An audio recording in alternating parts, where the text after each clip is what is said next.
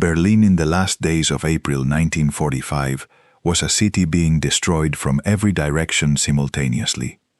The Soviet forces of the First Belarusian Front and the First Ukrainian Front had completed their encirclement of the city on April 25th, closing a ring of nearly 1 million soldiers around the German capital that was by then reduced to desperate street-by-street fighting, its civilian population sheltering in basements and subway tunnels, while the artillery of the Red Army dismantled the Reichstag, the symbol of German parliamentary democracy that the Nazi movement had effectively killed 12 years earlier, was being fought over by Soviet assault troops and German defenders, who both understood the symbolic weight of the building, even in those conditions of absolute physical destruction. The city burned. The smoke was visible from dozens of kilometers away. The sound of artillery was continuous and could not be separated from the general acoustic catastrophe of a metropolis in its final hours. 55 feet beneath the garden of the Reich Chancellery, in a complex of reinforced concrete rooms that had been constructed in 2 phases over the preceding years, and that the Soviets would later measure and map and study with the specific attention of an organization that needed to understand what it had found, Adolf Hitler was living the last days of his life.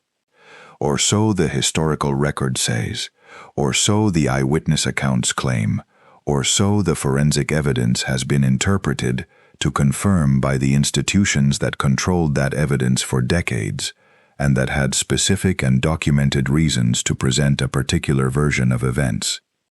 This is the question that history has never fully closed, and that responsible historical inquiry cannot fully close on the available evidence, not because the survival theory is credible in the conspiratorial sense of elaborate escape plans and South American hideaways, but because the specific and documented gaps in the evidentiary record, the chain of custody problems that are not minor administrative details but fundamental questions about who controlled what and when and why, and the specific behavior of the Soviet Union in the immediate aftermath of their discovery of the bunker, all combine to produce a historical situation that is more ambiguous than the confident official account would suggest.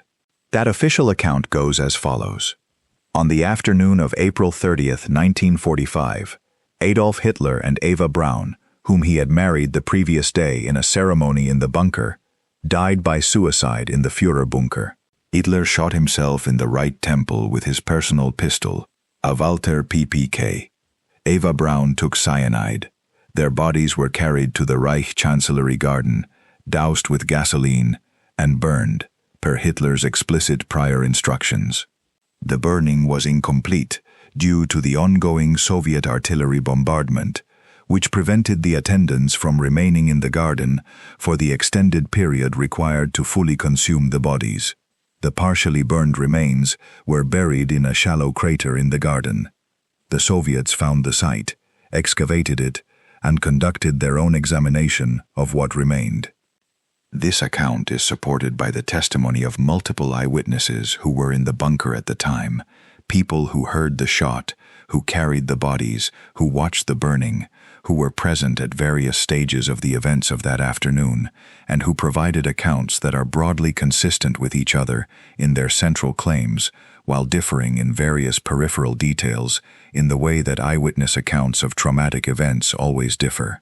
The account is also supported by forensic evidence examined by Soviet investigators, evidence that included dental remains identified as matching Hitler's known dental records, and by a skull fragment held in Russian archives for decades as confirmation of the official account. The problems with this account begin with the evidence itself and with the people who controlled it. The Führerbunker was a 2-part structure built beneath the old Reich Chancellery building and its garden.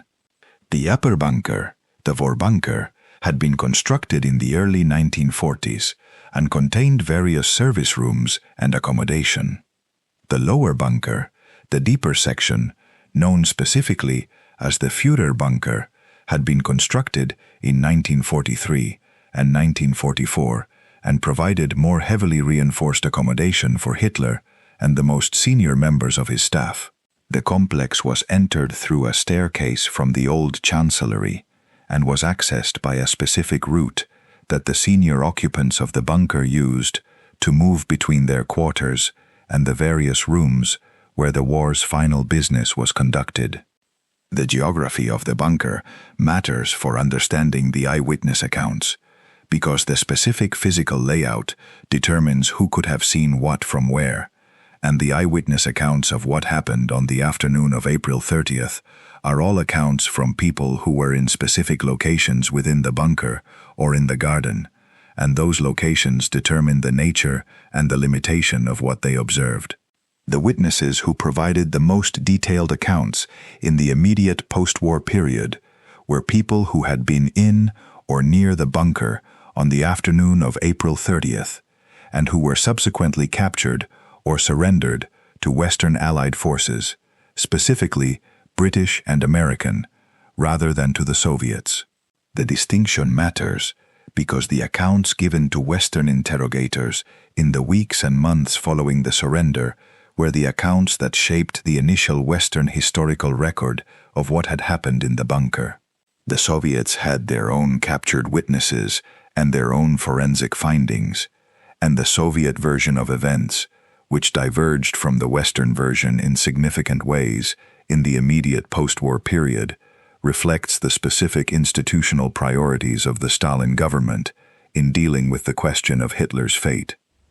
Among the most important witnesses were Heinz Linge, Hitler's personal valet, who stated that he and another member of Hitler's personal staff had entered the Führerbunker study after the shot and found Hitler dead of a gunshot wound to the right temple, seated on the sofa beside Eva Braun, who had died of cyanide poisoning.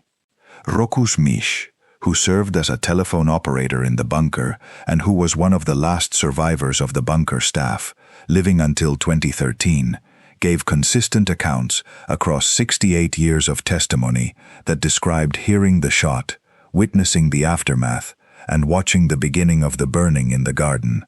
Otto Günsche, Hitler's personal adjutant, supervised the burning and provided detailed accounts of it.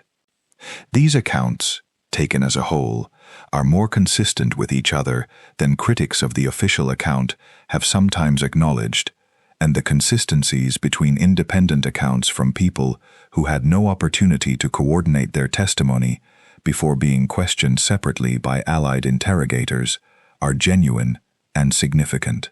They agree on the fundamental points: the shot, the cyanide, the bodies, the carrying to the garden, the burning.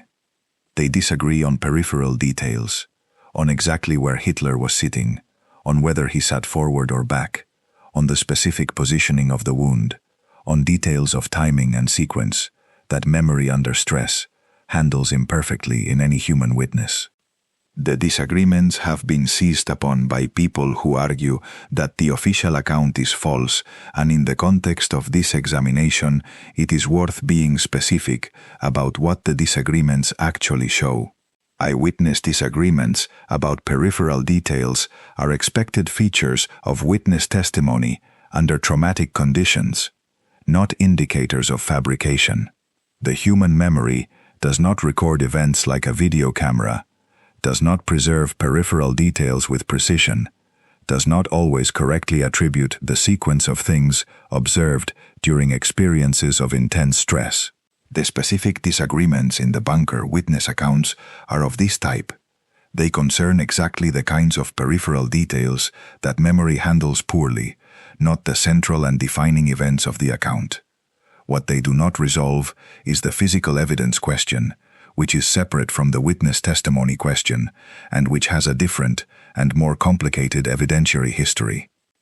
The Soviet forces who entered the Reich Chancellery Garden in the days following their capture of the area found, at a location that witnesses had described, disturbed ground.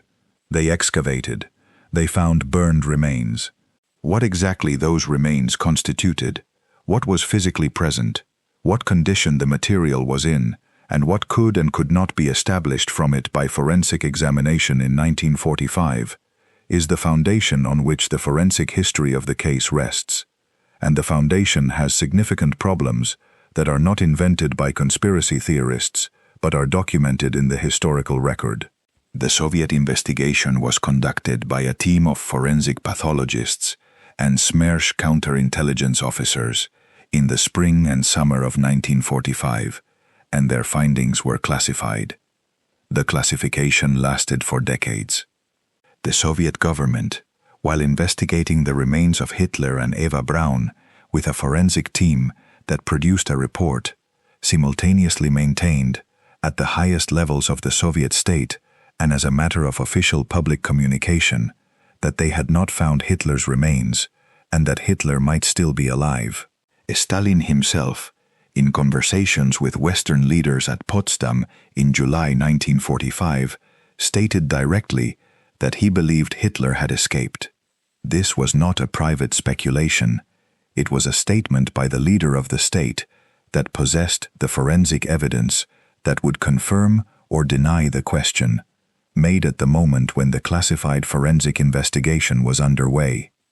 Why would Stalin say, publicly and to the leaders of the Western Allied powers, that Hitler might still be alive, if Soviet forensic investigators had already found evidence that he was dead? The explanations that historians have offered are several. Stalin was a habitual manipulator who found strategic value in maintaining uncertainty. The classified forensic findings were internally disputed or incomplete in ways that made Stalin genuinely uncertain. The intelligence value of having Hitler believed alive for various specific Cold War purposes outweighed the value of the confirmation that the forensic evidence could provide. All of these explanations have been offered, and all of them are plausible, and none of them is definitively established. The Soviet forensic report of 1945 described the examination of remains that the team identified as those of Hitler and Eva Braun, based primarily on dental evidence.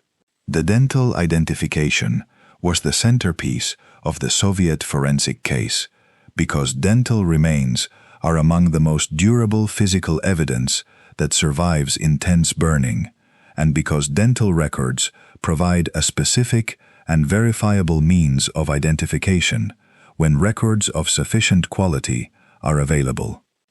The Soviet investigators compared the dental remains they had found with records assembled from the dental technicians and dentists who had treated Hitler, obtaining descriptions and, in some cases, actual dental records that had been kept by the practitioners. The comparison produced, in the Soviet forensic team's assessment, a match.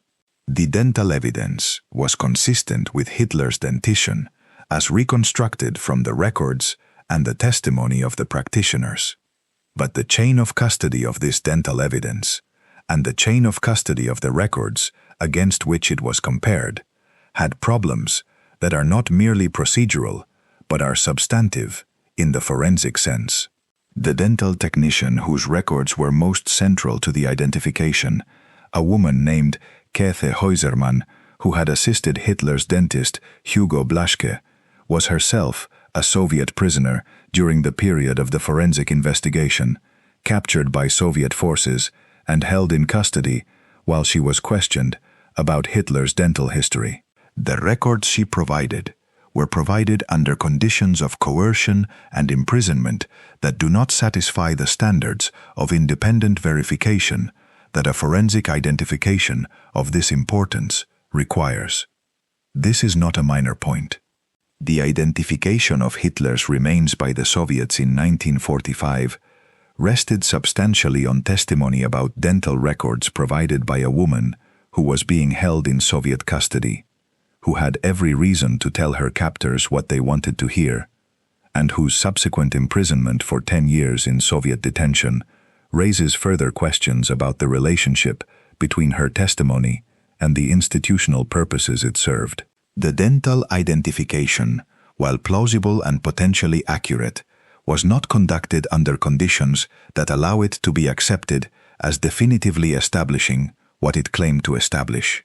The skull fragment is the part of the Soviet forensic evidence that has received the most attention and the most dramatic subsequent revision.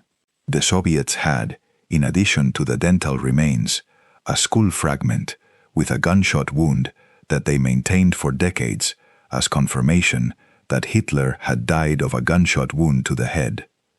This fragment was held in Russian archives and was not made fully available to independent forensic examination for decades.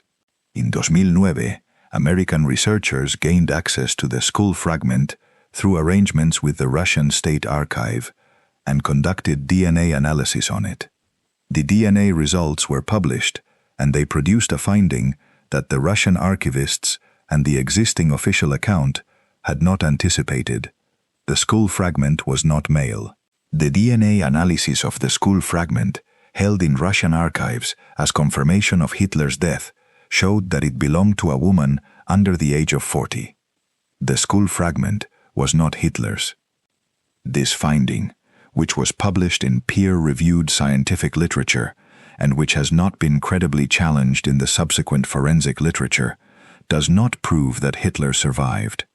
What it proves is that the specific piece of physical evidence that the Soviet archives had maintained for decades as confirmation of Hitler's death was not part of Hitler's skull. The skull fragment was from someone else, a woman, a fact that raises obvious questions about how it came to be in the Russian State Archive, alongside the documentation that identified it as evidence of Hitler's death, and that removes from the evidentiary record the most dramatic single piece of physical evidence that the official account had previously been able to point to. The Soviet handling of the bunker site and its contents in 1945 and the subsequent decades produced a pattern that is, at minimum, consistent with an institution that was more interested in controlling the narrative of what had happened than in producing a transparent forensic record. The site of the bunker was physically altered and eventually built over during the period of Soviet administration of East Berlin. The forensic materials that had been collected were classified. The witnesses who had been captured were imprisoned rather than made available to Western investigators. The public statements of the Soviet leadership diverged from the forensic findings that the classified reports described, and the skull fragment that was eventually examined by independent researchers turned out to belong to someone else entirely. None of this proves that Hitler survived. The historical consensus among serious historians, based on the totality of the evidence, including the eyewitness accounts and the dental evidence that has been independently assessed, is that Hitler died in the bunker on April 30th, 1945. This consensus is reasonable and is supported by a genuine body of evidence.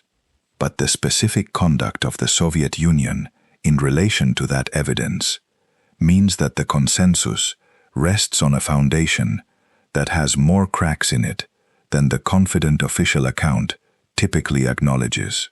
The 2018 French study is the most recent significant forensic examination of the physical evidence, and its findings deserve careful attention as a counterweight to the skull fragment analysis.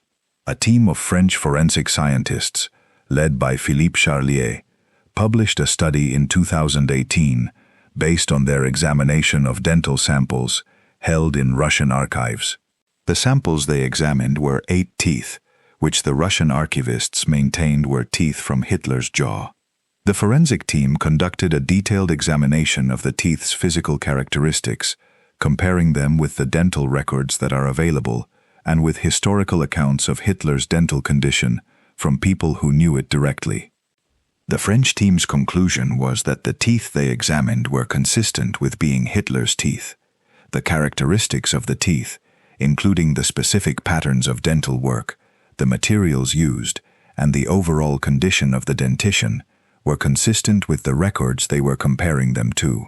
The team stated that the teeth were consistent with what would be expected of Hitler's dentition based on the available records. What the French study does, and does not prove, is important to state clearly. It does not prove that the teeth are Hitler's, because forensic consistency with available records is not the same as forensic identification, and the chain of custody of the teeth that were examined, which passed through Soviet hands for decades before being made available to independent examination, has the same problems of provenance that affect all the Soviet-held evidence from this case. The French team acknowledged these limitations. Their finding is consistent with the official account, and the official account is consistent with the available evidence, and neither of these statements means that the available evidence definitively establishes what happened. The post-war search for Hitler, conducted by American and Allied intelligence services, is a part of the historical record that has been more fully released to public examination in the decades since the war than the Soviet materials, and it is a record that deserves serious examination rather than dismissal. The FBI's files on the matter, released under Freedom of Information requests over the years, document hundreds of reported sightings of Hitler in various locations, predominantly in South America, in the years following the end of the war. The files document, in the specific bureaucratic language of mid-century American federal law enforcement, the intake and investigation of over 700 separate reports of Hitler sightings from Argentina and Brazil and Chile and Colombia and other South American countries, spanning the late 1940s and the 1950s. Most of these reports were investigated and dismissed. The specific reasons for dismissal vary: witnesses who could not be verified, sightings that were inconsistent with each other, physical descriptions that did not match what was known of Hitler's appearance, reports that were traced to people with obvious political motivations for claiming Hitler was alive. The FBI's investigation of these reports was systematic and professional, and the conclusion it reached, that the reports did not constitute credible evidence that Hitler had survived, reflects a genuine investigative assessment rather than a superficial dismissal. But the existence of hundreds of reported sightings is itself a fact that requires some contextualization. The specific pattern of the sightings, concentrated in Argentina, and in particular in the Patagonian region of Argentina, tracks the documented pattern of Nazi escape networks that moved hundreds of confirmed war criminals out of Europe in the years following the war. The existence of those networks and their specific operational focus on South America and Argentina in particular is not a conspiracy theory but a documented historical fact. The Odessa Network, whose full name translated as the Organization of Former SS Members, was a real organization that provided financial and logistical support for the escape of SS officers and other Nazi figures who faced war crimes prosecution. The rat lines, the escape routes that moved people from Germany through Italy and Spain to South American destinations were documented by Allied intelligence at the time and have been further documented by historians in the decades since. The International Tracing Service and various national archives contain the records of investigations into these networks, and those records confirm the escape of many hundreds of significant Nazi figures, including people who would eventually be found and prosecuted decades later, like Adolf Eichmann, who was captured in Argentina in 1960 by Israeli intelligence. Argentina under Juan Perón was a documented destination for significant Nazi figures. Klaus Barbie, the SS officer known as the Butcher of Lyon, was sheltered in South America for decades. Josef Mengele, the Auschwitz physician whose experiments on concentration camp prisoners represented one of the most extreme examples of the systematic perversion of medicine in human history, spent decades in South America, dying in Brazil in 1979 without ever being brought to justice. Eichmann was there. Barbie was there. Walter Rauff, the inventor of the gas van, was there. The documented presence of senior Nazi figures in Argentina and the surrounding countries maintained for decades under various protections, both official and unofficial, is an established fact that provides the structural context within which reports of Hitler's presence in the same region must be assessed. The Argentina angle specifically has attracted serious investigative attention at various points. Argentine intelligence files from the Perón era, some of which have been made available to researchers in subsequent decades, contain references to the arrival of significant European figures in the post-war period, and some of these references have been interpreted by researchers as potentially relating to Hitler. The CIA's own assessment of the Argentina question, as documented in files released under Freedom of Information requests, reflects an institution that took the possibility of Hitler's survival seriously enough to maintain active files on it through the late 1940s and into the 1950s, even while the official American position was that Hitler had died in the bunker. The CIA files on the matter document specific intelligence reports from agents in various South American countries describing encounters with or sightings of individuals identified as Hitler, and while the individual reports were assessed as unverified and in many cases as unreliable, the aggregate pattern of intelligence from multiple sources over an extended period was treated by CIA analysts as warranting continued attention. The files do not support the conclusion that Hitler survived. They do document that the agency charged with international intelligence collection found the question live enough to warrant sustained investigative attention through at least the early 1950s. The specific Patagonian-Argentina angle has been most extensively explored by Abel Basti, an Argentine journalist who has published multiple books on the subject, and by Tim Cole and other researchers who have examined the Argentine angle with varying degrees of credulity and rigor. Basti's work is at the more speculative end of the serious historical inquiry into the case, and some of his specific claims have not been supported by the archival evidence he has cited. But the broader pattern of Nazi presence in Patagonia, in the Lake District around Bariloche, and in the remote areas of southern Argentina is historically documented, and the specific infrastructure of Nazi escape and settlement in that region is real. Hitler's physical condition in the final months of his life, as described by witnesses in the bunker, was significantly deteriorated from what it had been before the war. Multiple witnesses described a man who walked with a shuffle, whose left hand trembled uncontrollably, whose posture was stooped, who had lost weight, and whose face showed the ravages of the physical and psychological stress of the previous years. These descriptions are consistent with the known progression of Parkinson's disease, which many historians believe Hitler had developed, and they describe someone whose physical state would have made the execution of any elaborate escape plan significantly more challenging. The counter-argument to using Hitler's physical deterioration as evidence against survival is that the deterioration, however real, did not preclude the basic physical capacity for being moved from the bunker under controlled conditions, and that the specific moment of April 30th, with Soviet forces closing in, would have provided both the maximum motivation and the last practical window for any escape attempt. The bunker had multiple exits that had not yet been closed by Soviet forces on April 30th. People did escape from the bunker in the final days.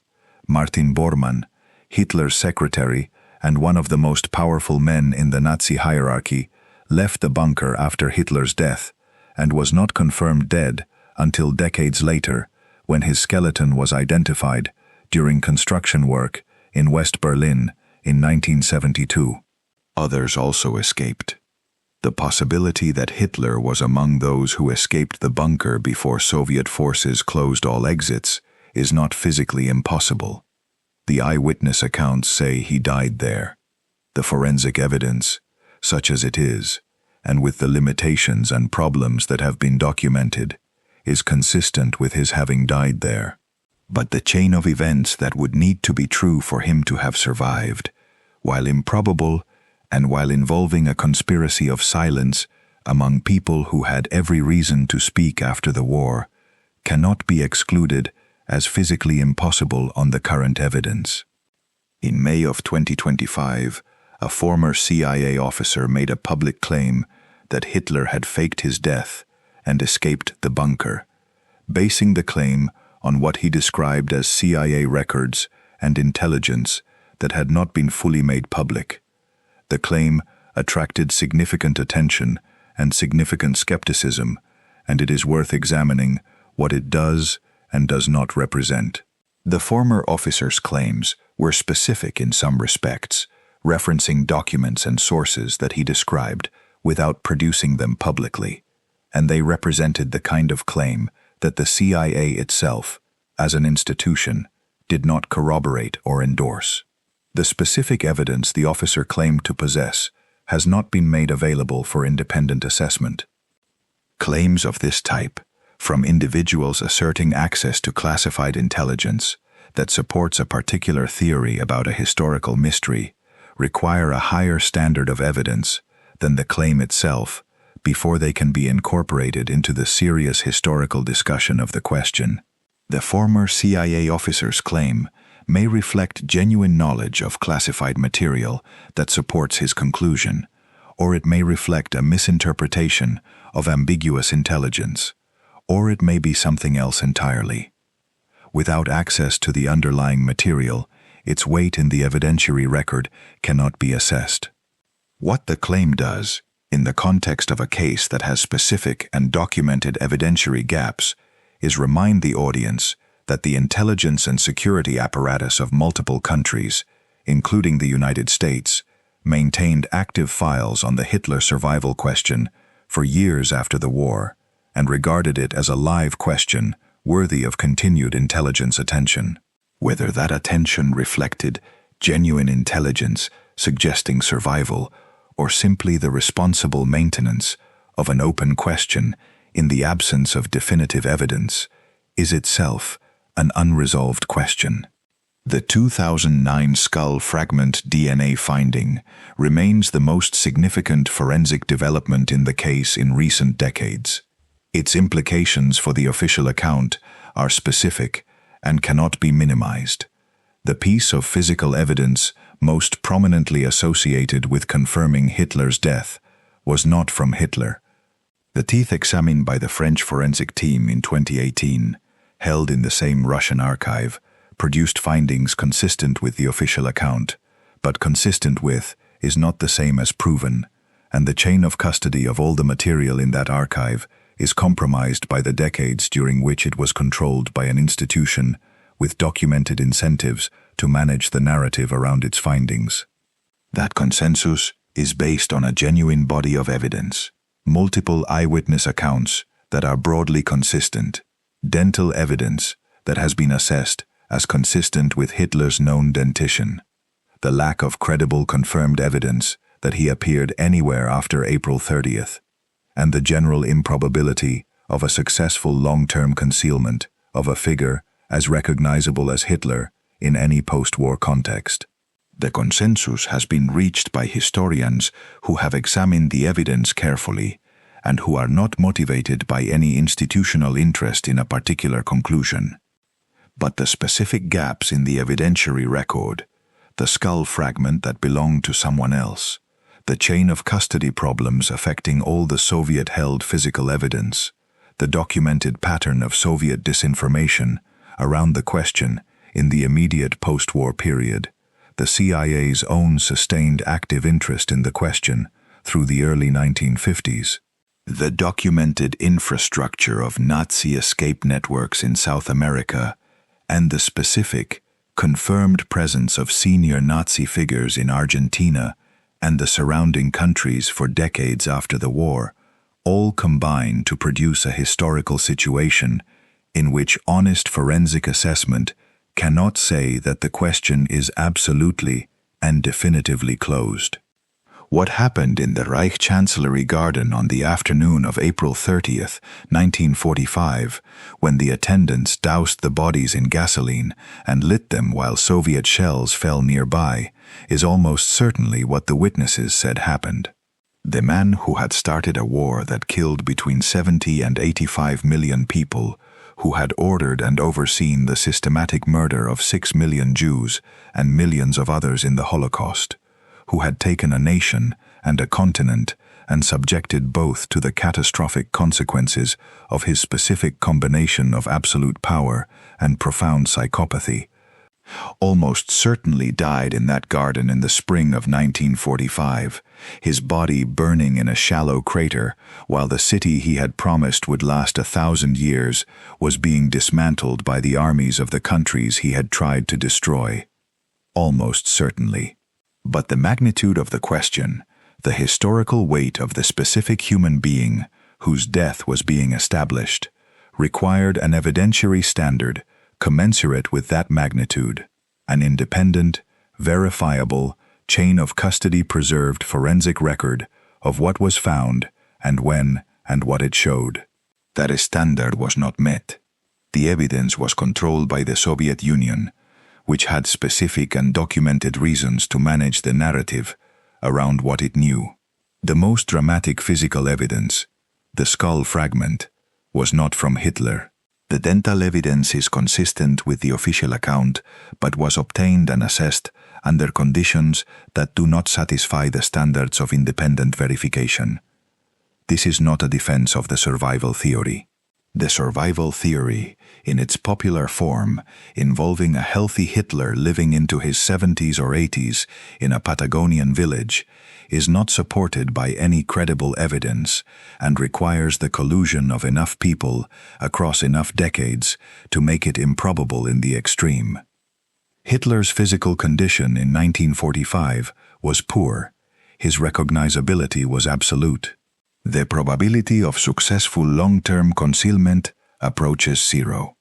But the question of what exactly happened on April 30th, 1945, and in the garden of the old Reich Chancellery in the days that followed, cannot be answered with the absolute certainty that the magnitude of the question deserves.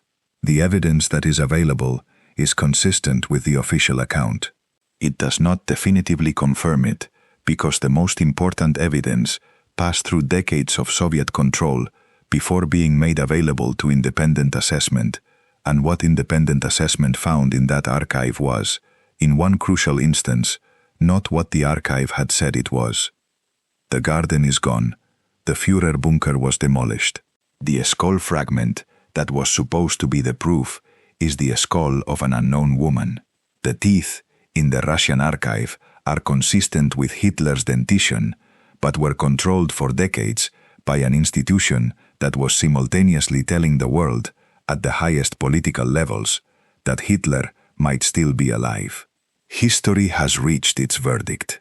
The forensic record has not fully validated that verdict, and in the gap between those two facts, a gap that exists not because of conspiracy theorizing, but because of documented evidentiary problems with a specific body of physical evidence, the question of what happened on April 30th, 1945, retains a sliver of the ambiguity that the magnitude of the event perhaps inevitably produces.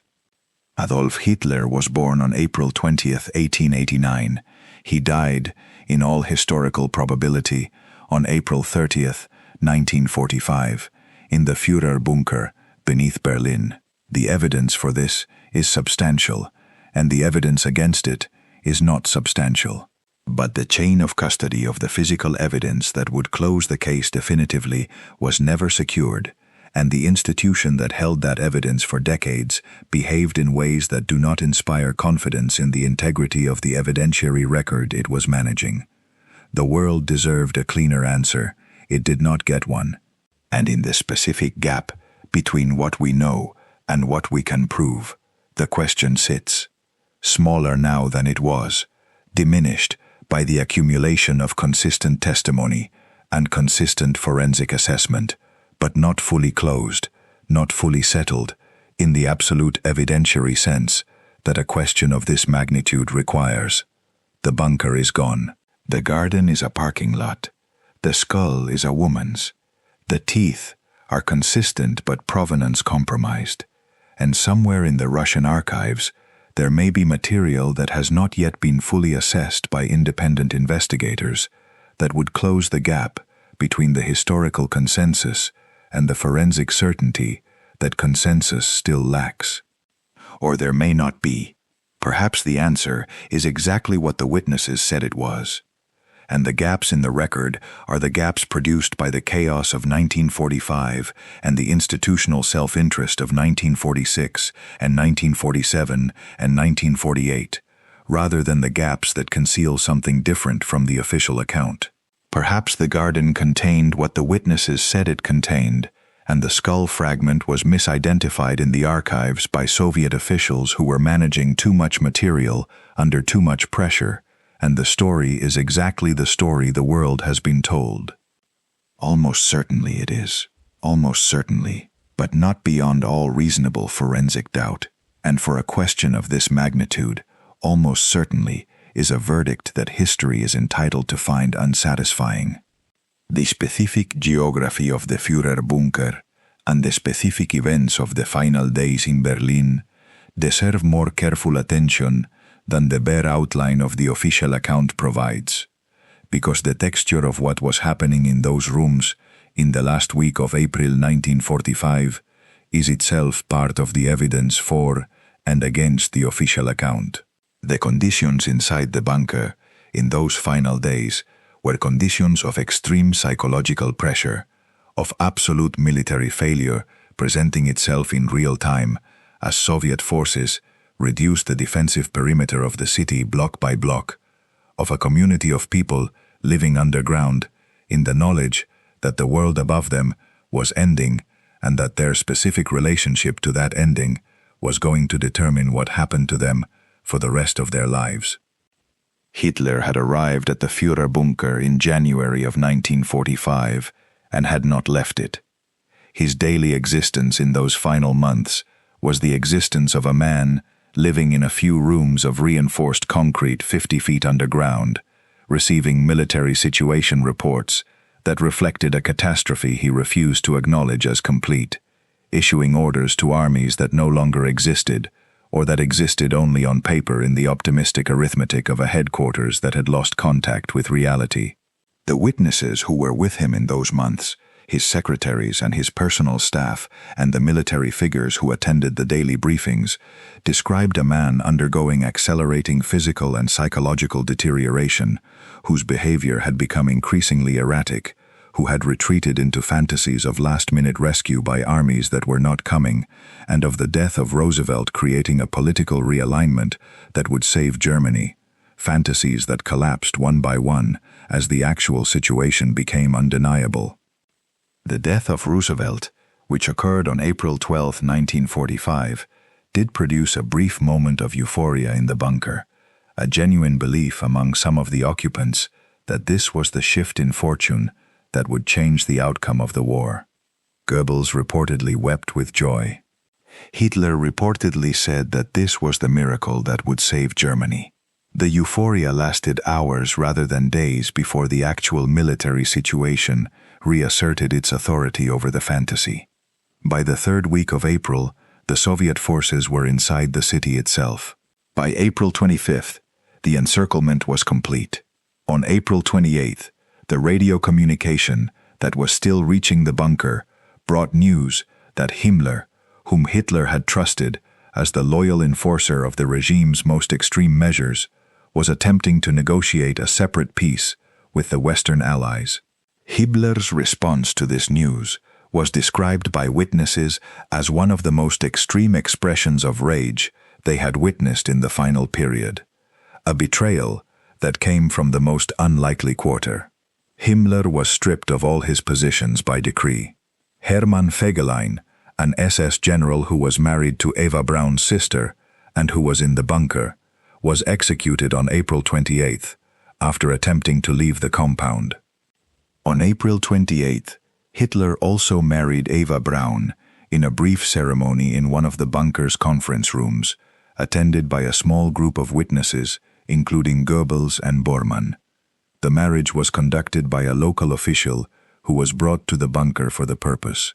The decision to marry at this moment, in these conditions, reflects something about Hitler's state of mind that historians have discussed at length, the specific quality of a person who was simultaneously accepting the ending and performing the continuation of ordinary social rituals within the ending.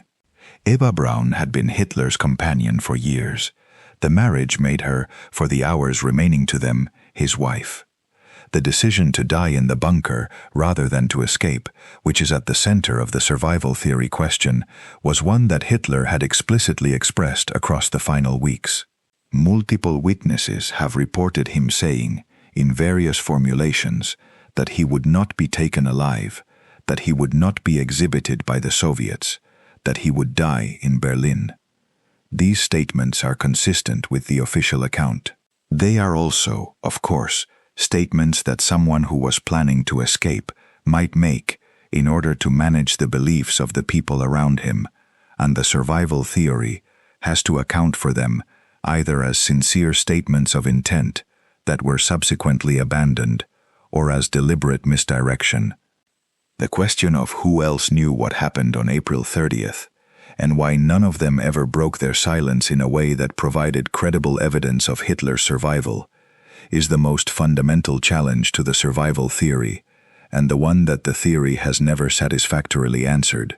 The number of people who would have needed to know about and facilitate any escape from the bunker, the people who carried the bodies, who watched the burning, who maintained the fiction of a suicide while arranging a departure, is not small. Multiple trusted individuals would have needed to be complicit. None of them, across the decades of their subsequent lives, provided credible testimony that the official account was false. Heinz Linge, who entered the study and saw Hitler's body, lived until 1980 and gave consistent accounts throughout. Rokus Misch, who was one of the last survivors of the bunker staff, lived until 2013 and maintained the official account throughout 68 years of testimony. Traudl Junge, one of Hitler's secretaries, who was in the bunker in the final days, gave extensive accounts and wrote a memoir that was the basis of the 2004 film Downfall, and she maintained the official account consistently. These are not people who had reason to maintain a false story at the expense of the truth. By the time the war ended, and the full scope of what the Nazi regime had done was public knowledge, the people who served Hitler were not in a social or legal position that would be materially improved by claiming he had survived. The official account is consistent, repeatedly tested across decades of questioning, maintained by people who had no incentive to maintain a false version rather than the true one. The survival theory requires either that these witnesses were all lying consistently across decades of testimony, which is extraordinarily improbable, or that they genuinely believed the official account but were deceived by a sophisticated switch, a scenario in which they burned someone else's body thinking it was Hitler's, which requires both a body to substitute and a level of conspiracy management that strains credibility. The more credible version of the case for uncertainty is not the survival theory in its popular conspiratorial form, but something more specific and more limited: the acknowledgement that the physical evidence establishing Hitler's death definitively is compromised by chain of custody problems and by the 2009 skull fragment analysis, that the Soviet conduct in the immediate post-war period raises legitimate questions about the reliability of their forensic findings, and that the honest forensic assessment of the available evidence supports the official account without being able to establish it beyond all reasonable doubt in the way that a properly secured and independently verified forensic investigation would have established it. This more limited version of the uncertainty is what serious historical inquiry should acknowledge, not as a concession to conspiracy theorizing, but as an honest assessment of what the evidence shows and where it falls short. The historical consensus remains the appropriate conclusion from the available evidence. The gaps in that evidence are real and are documented. Both of these things are true simultaneously. The Nuremberg trials, which began in November of 1945 and which established the formal international legal accounting for the crimes of the Nazi regime, proceeded on the assumption that Hitler was dead and that the defendants before the tribunal were the surviving senior figures of the regime rather than its head. The trials produced a legal record of the crimes of the regime that has been the foundation of the historical and legal understanding of the Holocaust and of the Second World War ever since. The treatment of Hitler's responsibility for those crimes in the Nuremberg record was necessarily the treatment of a dead man's responsibility, and the historical and legal frameworks that followed from Nuremberg built on that assumption. The historical responsibility for what Hitler did is not contingent on the precise circumstances of his death, and the question of whether he died in the bunker or died somewhere else at some later time does not diminish or alter the nature of his responsibility for the deaths of tens of millions of people and for the most systematic program of ethnic genocide in recorded human history. This needs to be stated clearly, because the survival theory, in some of its iterations, carries an implicit suggestion that Hitler's escape would represent some kind of successful evasion of accountability that changes the moral calculus of the historical assessment. It does not. The crimes were what they were, regardless of when and how the person who ordered them died. What the survival theory does, in its most irresponsible iterations, is sometimes serve as a vehicle for the rehabilitation or romanticization of Hitler as a figure, a presentation of his supposed escape as a kind of narrative triumph that is not appropriate to the history being discussed. This is one reason that the survival theory has been consistently resistant to serious historical engagement, because its most visible proponents have often been people whose interest in the survival question is not purely forensic, but is connected to a specific political and ideological orientation that makes serious engagement with their arguments difficult without appearing to validate that orientation. The forensic and historical examination of the evidence for and against Hitler's death in the bunker, conducted with the rigor that serious historical inquiry requires, and without any ideological stake in a particular conclusion, reaches the following assessment. The official account is supported by consistent witness testimony from multiple independent sources, by dental evidence that is consistent with Hitler's known dentition, and by the inherent improbability of a successful long-term concealment of a figure of Hitler's recognizability. Against this, the physical evidence has chain of custody problems that cannot be resolved. The skull fragment held as definitive confirmation of the official account belongs to an unidentified woman, and the Soviet conduct in the immediate post-war period reflects an institution that was managing the narrative around its findings rather than simply reporting them transparently. The balance of this assessment is clearly in favor of the official account. Hitler almost certainly died in the Führerbunker on April 30th, 1945. The evidentiary basis for this conclusion is substantial. The evidentiary basis for certainty, for the absolute forensic confidence that the magnitude of the question warrants, was not secured, and the passage of time has not closed the gap that was created when the most important physical evidence passed through decades of Soviet control before reaching independent assessment. The garden of the old Reich Chancellery, where the bodies were burned, is now part of the cityscape of reunified Berlin, built over and unremarkable, offering no physical trace of what occurred there. The bunker itself was demolished in stages, first by the Soviets, and then during subsequent development of the site, and is now entirely underground, inaccessible, sealed. City above it is alive and thriving.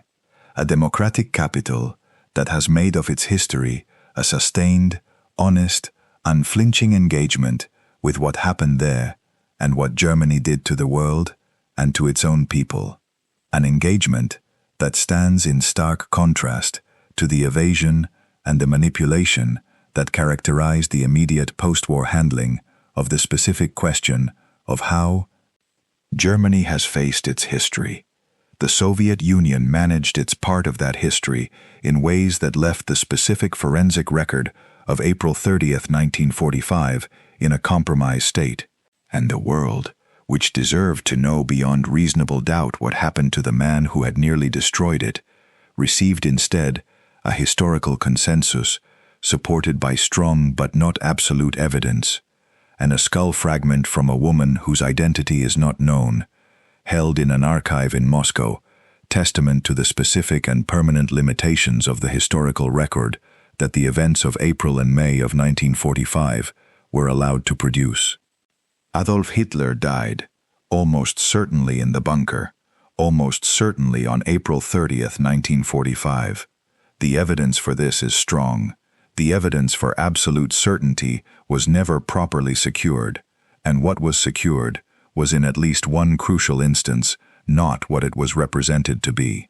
The question, in the strictest forensic sense, remains one that the available evidence resolves with high probability, but not with the absolute certainty that the magnitude of the question deserves. The bunker is sealed. The garden is gone. The skull is a woman's. The case is closed, by consensus if not by proof. And in the gap between consensus and proof, the question of April 30th, 1945 remains, smaller than the survival theorists claim and larger than the official account acknowledges, a permanent reminder of what happens when the physical evidence of history's most consequential moments passes through the hands of those with the greatest interest in shaping what that evidence shows. The final weeks of the Third Reich, as experienced by the people inside the Führerbunker, were a study in the specific psychology of denial and in the mechanics of how totalitarian systems collapse when the military and material foundations that sustain them are removed. The people who were with Hitler in those weeks observed the progression of denial through its various stages, the resistance to acknowledging the scale of the defeats, the reassignment of responsibility for those defeats to the treachery of subordinates rather than the failure of the strategy, the gradual narrowing of the geographic and psychological world until the bunker itself became the entirety of the reality being managed. The daily military briefings in the final weeks were described by witnesses as exercises in the management of delusion, in which Hitler continued to issue orders to armies that no longer existed as functional fighting forces, to plan counter-offensives with units that had been destroyed or that existed only on paper in the increasingly disconnected headquarters arithmetic of a military organization losing the thread of its own situation. The famous April 22nd breakdown, in which Hitler acknowledged publicly for the first time in the bunker that the war was lost and expressed his intention to remain in Berlin and die there, was described by witnesses as a departure from the sustained performance of confidence that had characterized his conduct of the military situation up to that point. A brief collapse of the management that resumed almost immediately as Hitler reorganized his self-presentation around the new narrative of a death in Berlin rather than around the continuing narrative of a victory still possible. The specific relationship between Hitler's expressed intention to die in Berlin and his actual fate is at the heart of the survival theory's challenge to the official account. The survival theory requires either that the expressed intention to die was itself a performance, a preparation of the narrative that would make his escape believable, or that Hitler changed his mind in the final hours of April 30th and chose escape over the death he had described so consistently as his intention. Both of these scenarios require attributing to Hitler a degree of strategic thinking in those final days that would be remarkable given the described state of his psychological deterioration, though remarkable, is not the same as impossible. The specific physical state of Hitler in the final weeks, as described by multiple witnesses, is one of the most consistently reported aspects of the bunker's final period. The trembling of the left hand, which multiple witnesses described, and which was visible to everyone who was in a room with him, the stooped posture, the shuffling gait, the intermittent moments of violent rage, alternating with periods of apparent depression or absence. These descriptions are consistent with the progressive symptoms of Parkinson's disease, which neurologists who have reviewed the historical accounts have identified as a plausible diagnosis for the symptom cluster described. The physical deterioration does not make escape impossible, but does make it significantly more physically demanding and more conspicuous than a younger, healthier man's escape would have been.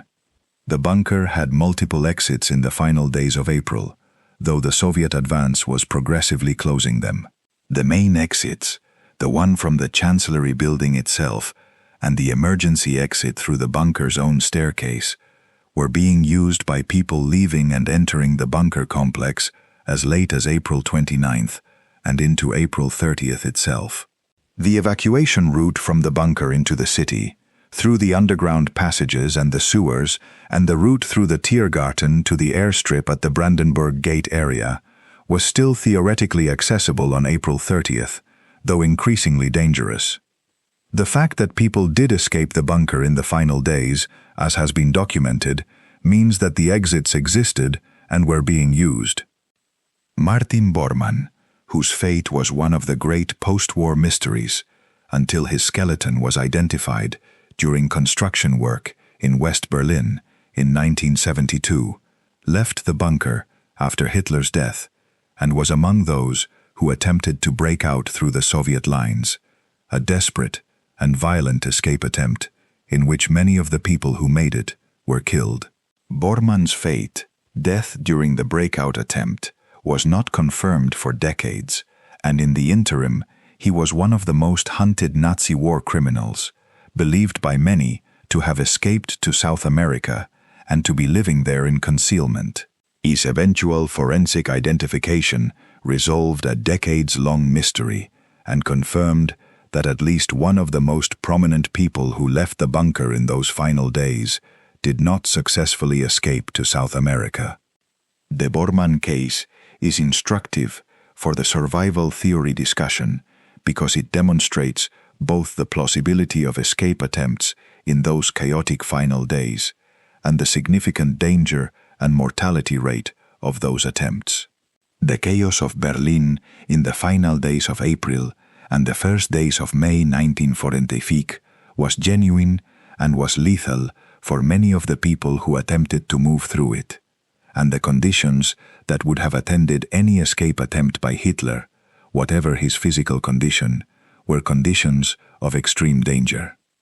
The specific timeline of April 30th, as reconstructed from eyewitness accounts and from the logistical records of who was where in the bunker at which times, is worth examining in some detail because the specific precision of what is and is not documented bears on the assessment of how robust the official account actually is.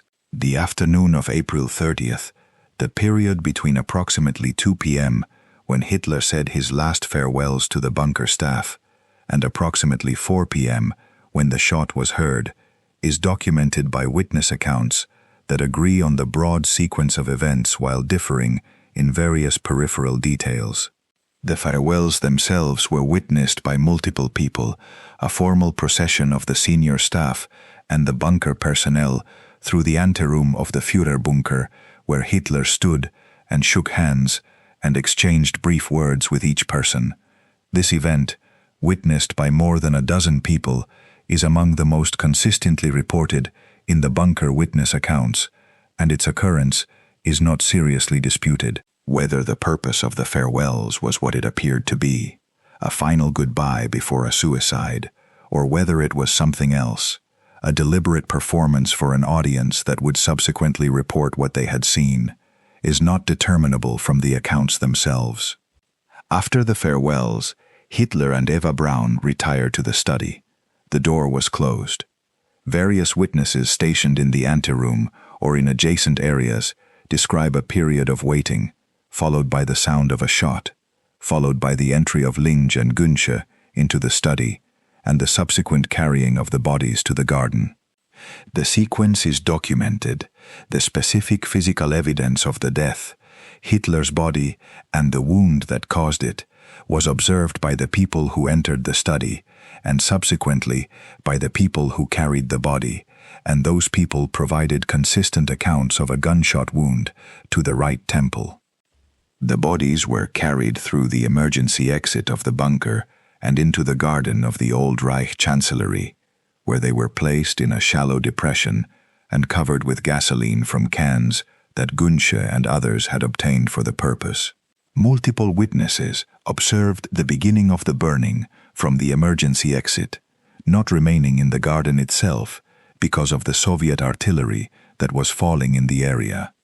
The burning was conducted under conditions of ongoing bombardment, with the attendants sheltering in the exit while the gasoline burned and returning to add more fuel at intervals. The bodies were not fully consumed by the time the burning was concluded, and the remains were covered over in the garden rather than being fully cremated.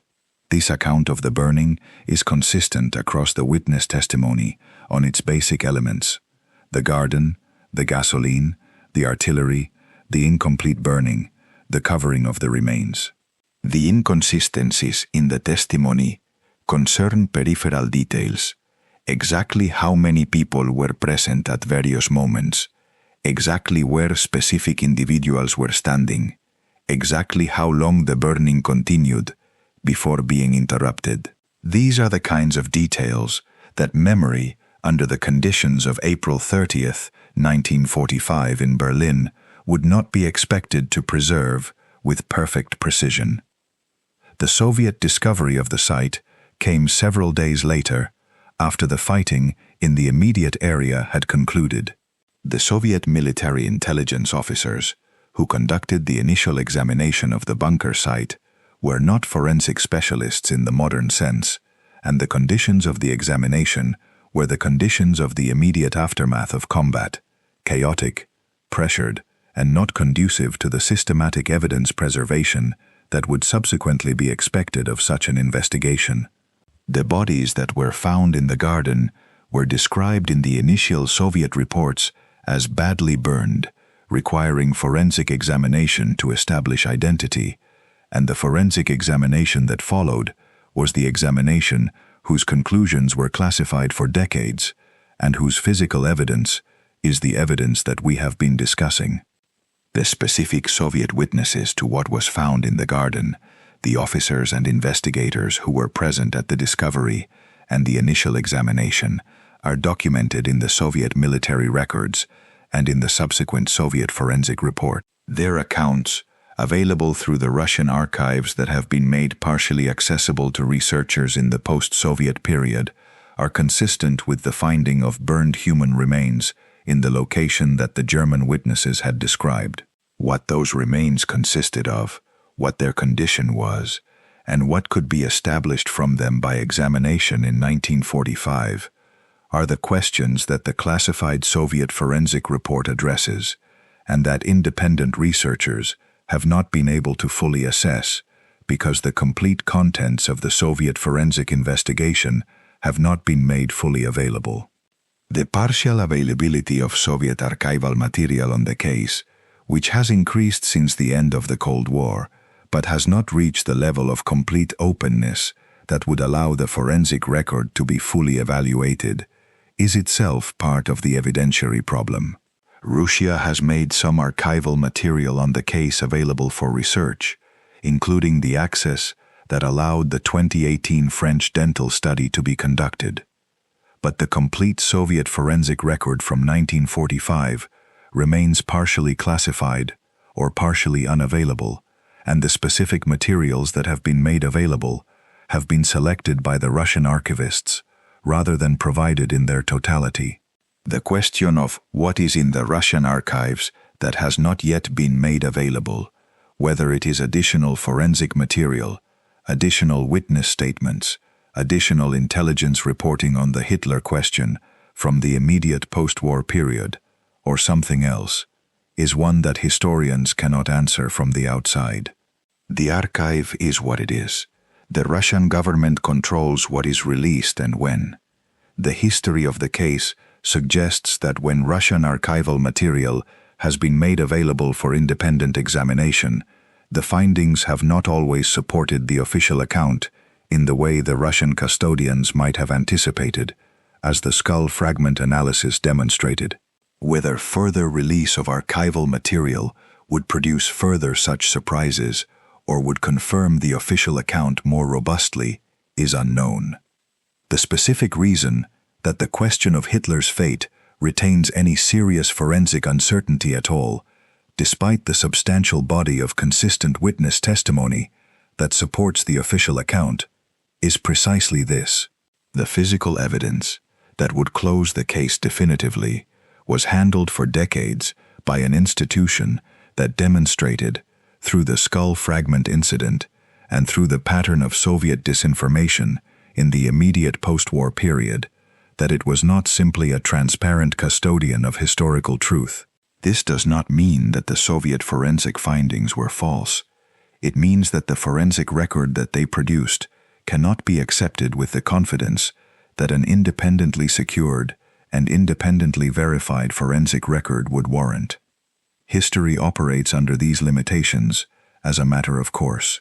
Most historical events are established on the basis of evidence that is incomplete, that has chain of custody issues, that was not preserved under ideal conditions, and that must be assessed with appropriate epistemic humility rather than with the absolute certainty that would require perfect evidence, perfectly preserved.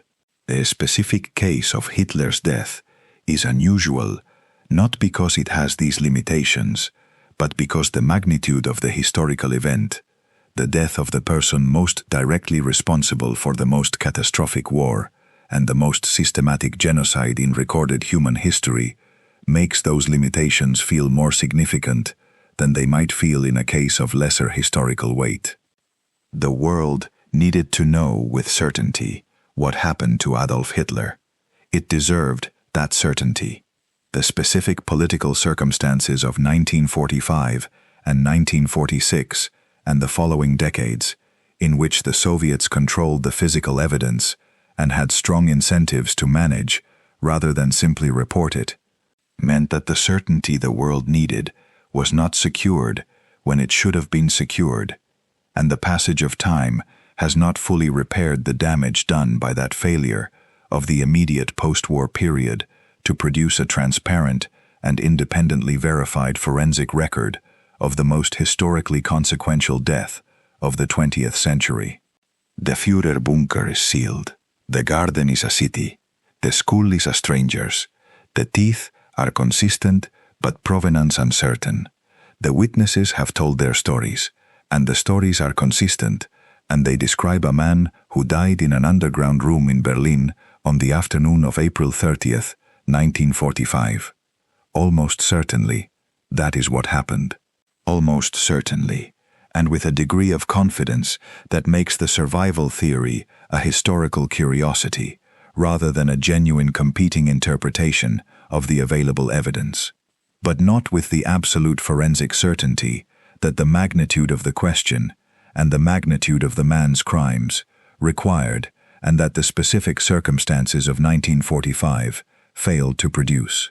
The gap between almost certainly and absolutely is the space where this examination of the question lives, and it is a small space, but it is an honest space. And honesty about the limits of historical knowledge is what serious historical inquiry requires, even when the conclusion that the evidence most strongly supports is also the conclusion that serves justice. The conclusion that the man who ordered the Holocaust and started the war that killed 85 million people did not escape the consequences of those acts by living out his years in a village in Patagonia. He died in the bunker. The evidence says so. The evidence could be more definitive, and the reasons it is not more definitive are documented and are not trivial. and acknowledging those reasons is not a concession to the survival theory, but a requirement of honest historical inquiry. The bunker is gone. The question is answered. Almost. Almost is where history lives, when the people who made the question failed to secure the answer properly, and the people who held the answer had reasons not to give it completely, and the passage of time has closed the gap to a sliver but not to nothing. Almost, probably, with high confidence, not beyond all reasonable doubt. For a question of this magnitude, that gap deserves to be acknowledged, and the acknowledgement is its own form of historical honesty, the recognition that the record of what happened in Berlin in April of 1945 was not secured with the care that the weight of those events required, and that the world is left, 80 years later, with a conclusion that the evidence strongly supports, and a forensic certainty that the evidence does not fully provide. The specific moment when the world first learned of Hitler's death deserves attention, because the manner and timing of that announcement were themselves shaped by the same political pressures that would go on to complicate the forensic record. The announcement came not from the Soviet forces who had captured the bunker and who possessed the physical evidence, but from the German side. Hamburg Radio announced on the evening of May 1, 1945, that Adolf Hitler had fallen that afternoon at his command post in the Reich Chancellery, fighting to the last breath against Bolshevism. The announcement was made by Karl Dönitz, whom Hitler had named as his successor in his final political testament, and the announcement was framed in terms calculated to serve the purposes of the remnant regime, rather than to accurately describe what had actually happened in the bunker. Hitler had not fallen fighting to the last breath. He had died by suicide. The distinction was not a minor semantic one, but a fundamental misrepresentation of the nature of his death, and the misrepresentation was deliberate, a final act of propaganda in service of an image that the regime wished to project even in its final hours. The announcement that Hitler had died as a soldier was a lie told to shape how history would receive the news of his death, and the fact that this lie was the first official announcement of his death is itself revealing about the conditions under which the historical record of that death was being constructed. The Soviet silence in response to the German announcement was telling in its own way. The Soviets, who had the bunker and who were in the process of conducting their forensic examination, did not immediately release their own findings to confirm or dispute what the German radio had announced. Instead, as noted, Stalin himself stated at Potsdam in July 1945 that he believed Hitler might still be alive, a statement that contradicted the findings of the forensic examination that had been conducted on Soviet orders in the weeks preceding the Potsdam Conference. The gap between what the Soviets knew from their forensic investigation and what their political leadership was saying publicly is one of the most striking features of the immediate post-war handling of the Hitler death question. The Western Allied powers, who did not have access to the physical evidence and whose knowledge of events in the bunker depended on the testimony of witnesses they were in the process of interviewing, were conducting their own investigation of the question through the mechanisms of military intelligence and the interrogation of captured personnel. The British investigation, conducted by Hugh Trevor Roper, then a young intelligence officer and later a distinguished historian, produced the first comprehensive Western assessment of what had happened in the bunker. Trevor Roper's report, published as a book titled The Last Days of Hitler in 1947, was based on the interrogation of surviving witnesses and on the examination of the available documentary evidence, and it reached the conclusion, which has remained the historical consensus, that Hitler had died in the bunker on April 30th, 1945. Trevor Roper's investigation was not able to access the physical forensic evidence because that evidence was in Soviet hands, and his assessment was therefore based on witness testimony and documentary analysis rather than on forensic examination. The strength of his conclusion rested on the consistency of the witness accounts and on the specific details those accounts contained, details that were independently verifiable in some cases and that were consistent across accounts from witnesses who had been separated and questioned independently. The weaknesses of his investigation reflected the same limitation. Without the physical evidence, his conclusion could not be forensically established, could only be established as the most reasonable interpretation of the available non-physical evidence. The Trevor Roper investigation established the Western historical consensus that has persisted ever since, and the subsequent decades of historical research have confirmed and refined that consensus without fundamentally challenging it. The opening of East German and Soviet archives in the post-Cold War period allowed historians to examine materials that had not previously been available and to compare the Soviet forensic findings with the witness testimony on which the Western account had been based.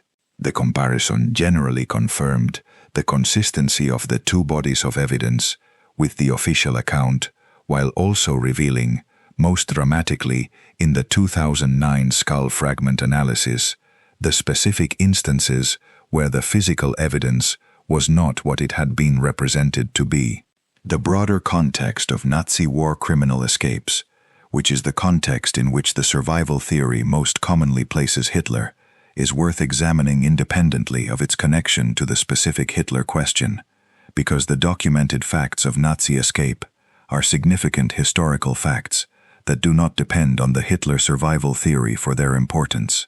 The Odessa network and the rat lines that moved Nazi war criminals out of Europe were real. They were documented by Allied intelligence at the time and have been further documented by historians in the decades since.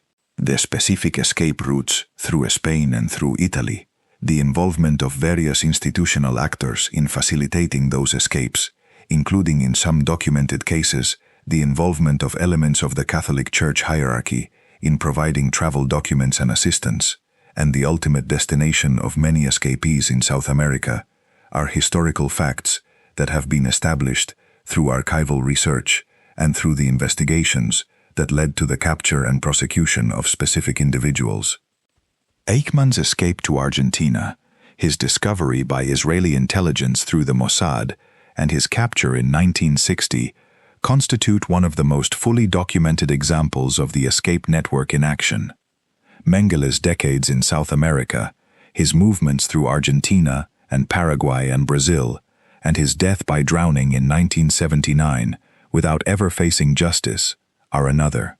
The specific community of Nazi fugitives that existed in various South American countries across the decades following the war was real, was known to intelligence services, and was the subject of ongoing investigation and eventual prosecution in cases where the evidence and the political circumstances permitted. The documented reality of this network is what gives the South American angle of the Hitler survival theory any credibility at all, because the network existed and was used by figures of significant seniority in the Nazi hierarchy. The question of whether Hitler himself used the network depends on evidence that does not exist in a confirmed form, but the absence of that evidence is not the same as evidence of absence, particularly given the documented imperfections of the evidentiary record in this case. The specific investigations of Hitler sightings in Argentina that were conducted by American intelligence in the late 1940s and early 1950s reflected the judgment of the professionals conducting them that the question was live enough to warrant investigative resources.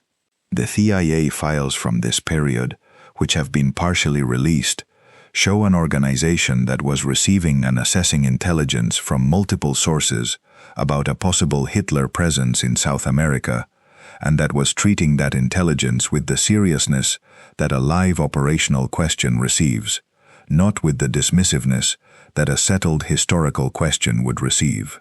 Whether the CIA's treatment of the question reflected genuine intelligence or simply the responsible management of an open question in the absence of definitive forensic confirmation, the files themselves document that the question was being treated as leave through the early 1950s at minimum.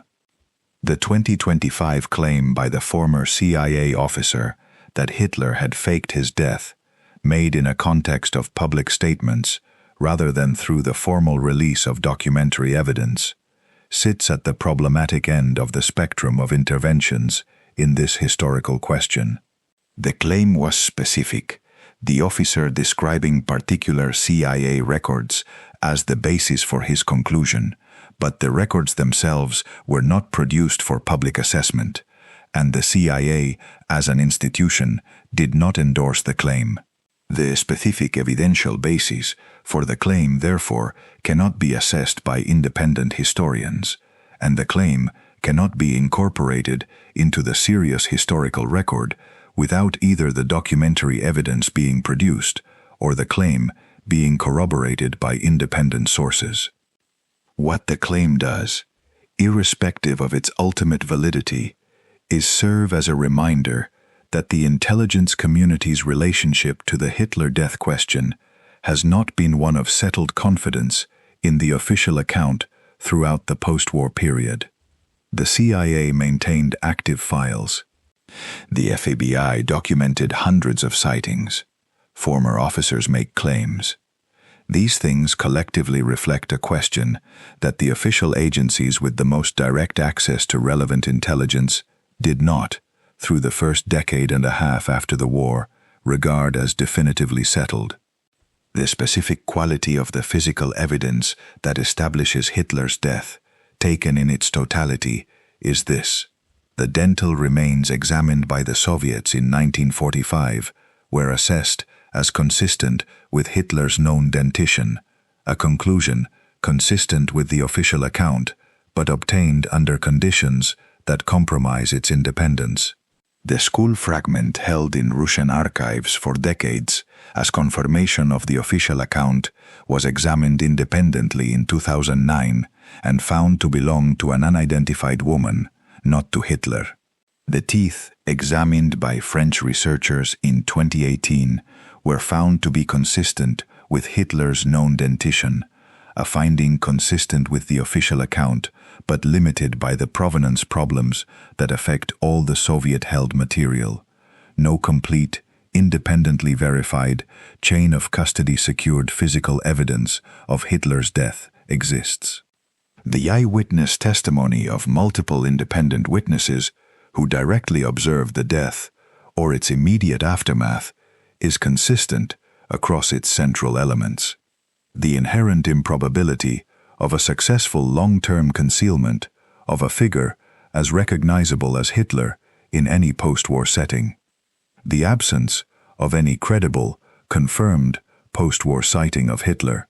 The forensic identification of other senior Nazi figures who were believed to have escaped, most notably Bormann and Mengele, as having died at specific locations at specific times, none of which was in Argentina or in any other South American country. The balance of the evidence is clear. Hitler died in the bunker. The official account represents the historical consensus that the evidence most strongly supports. The survival theory, in its popular form, is not supported by credible evidence and requires assumptions about the feasibility of concealment that are not consistent with what we know about the specific circumstances of post-war Europe and South America. But the forensic record has gaps. The skull was a woman's. The Soviet evidence has provenance problems. The immediate post-war Soviet conduct in relation to the evidence was not consistent with transparent custodianship of historical truth. These facts are documented and are real, and honest historical inquiry acknowledges them alongside the consensus conclusion that the evidence most strongly supports. The Führerbunker, Berlin, April 30th, 1945. The official account. The documented forensic gaps. The consensus and its limits. The bunker sealed. The question answered, mostly, almost certainly. The space between almost certainly and absolutely is small and honest, and where history lives, when the physical evidence was not properly secured at the moment when it should have been. 80 years later, that is where the question of Adolf Hitler's death remains, answered with high confidence, established by consistent witness testimony and consistent forensic assessment, and falling just short of the absolute certainty that the magnitude of the question deserved and that the specific circumstances of 1945 did not produce. The evidence was there. The certainty was not secured. The gap between them is where history, in its honest form, places this question, now and probably permanently,